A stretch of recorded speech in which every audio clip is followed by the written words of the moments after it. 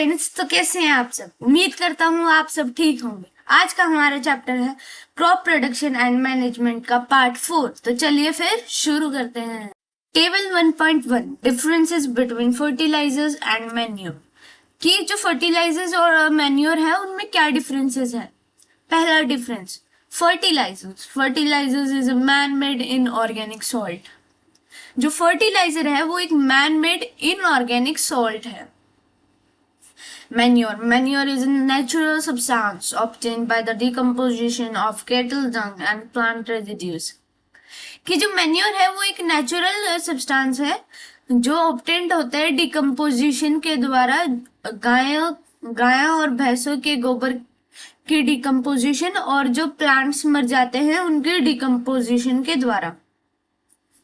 Second, fertiliser is prepared in factories. जो fertilisers होते हैं वो फैक्ट्रीज में प्रिपेयर्ड होते हैं।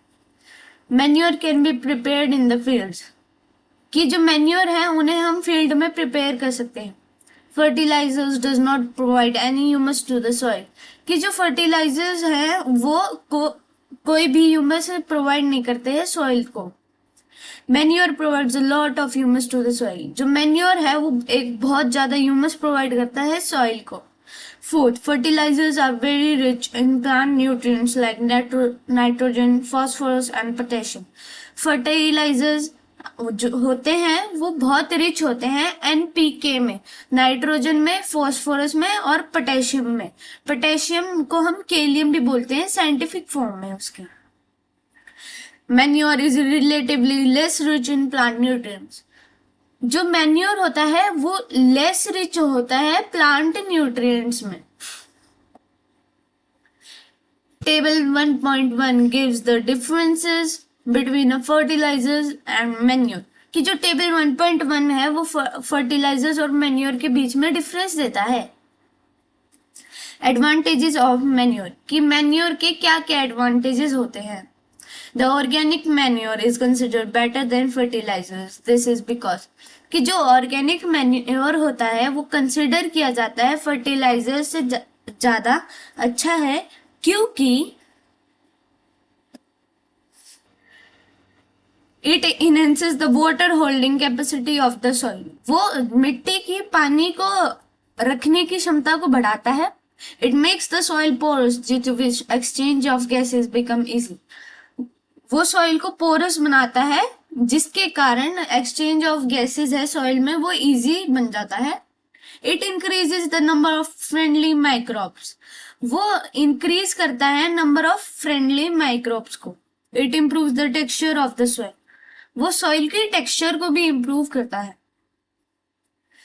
1.6 इरिगेशन। इरिगेशन मतलब जब हम खेतों में पानी देते हैं उस मेथड को हम इरिगेशन बोलते हैं। All living beings need water to live। कि जितने भी प्राणी हैं जितने भी जीवित प्राणी हैं उन्हें पानी की जरूरत होती है। Water is important for proper growth and development. जो पानी है वो प्रॉपर ग्रोथ और डेवलपमेंट के लिए जरूरी है। Water is absorb by the plant roots. कि जो पानी है वो अब्सॉर्ब किया जाता है प्लांट की रूट्स के द्वारा। Along with water, minerals and fertilizers are also absorbed। पानी के साथ साथ मिनरल्स और कुछ फर्टिलाइजर्स को भी अब्सॉर्ब किया जाता है।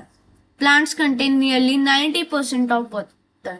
जो प्लांट्स हैं उनके पास लगभग 90% पानी होता है। Water is essential because germination of seeds does not take place under dry condition. Water इसलिए है क्योंकि जर्मिनेशन ऑफ सीड्स होता है, सीड्स का उगना वो प्लेस नहीं ले सकता जब तक उसको पानी ना दिया जाए।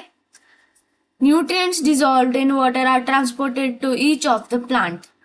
कि जो न्यूट्रिएंट्स है जो डिसॉल्व होते हैं वाटर में वो ट्रांसपोर्ट किए जाते हैं each part of the plant को। Water also protects the crop from both frost and hot air currents. जो पानी है वो फसलों को ठंडी से और गर्म हवाओं से दोनों से बचाता है। To maintain the moisture of the soil for healthy crop growth, fields have to be watered regularly. कि सॉइल के मॉइस्चर को मेंटेन करना फॉर हेल्दी क्रॉप ग्रोथ के लिए उसे हमेशा पानी देना चाहिए। The supply of water to crops at regular intervals is called irrigation. कि जो supply of water to the crops है रेगुलर इंटरवल्स में, उसे हम इरिगेशन भी बोलते हैं। The time and frequency of irrigation varies from crop to crop, soil to soil and season to season.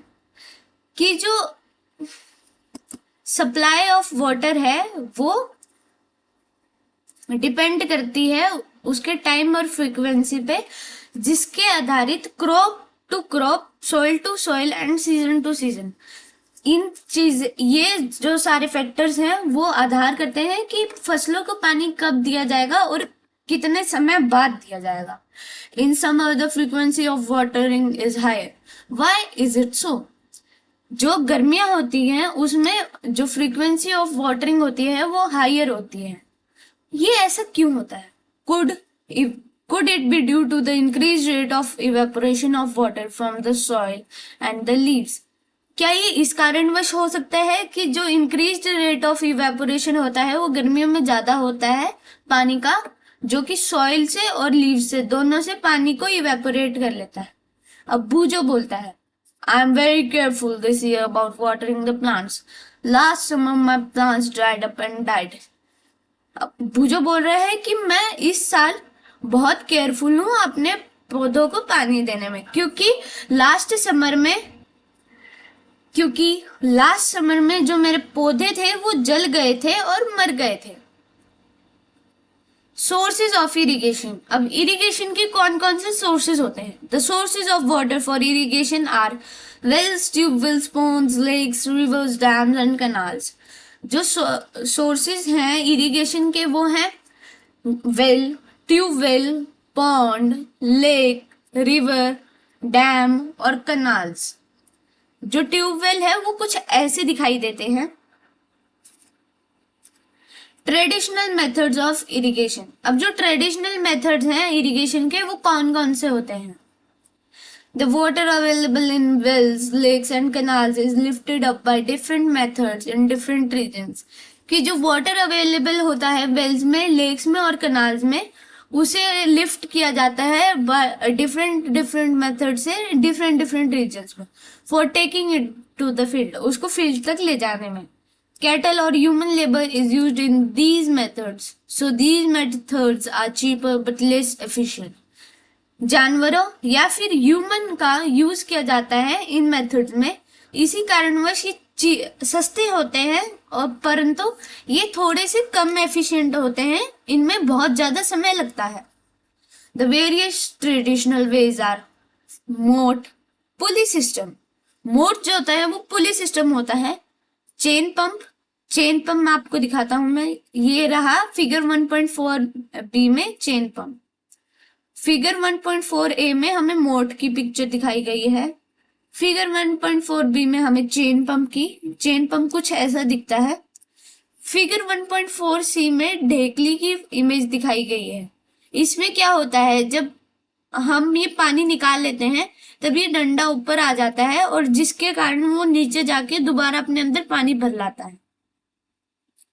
Figure 1.4 में हमें राहत दिखाई गई है, जिससे ये जो बैल जैसे जैसे घूमता है वैसे वैसे वो चक्कर भी घूमता है, जिसके कारण पानी जो है वो अपने खेतों में जाता रहता है एक लाइन के द्वारा, जिसे हम खोद के बनाते हैं।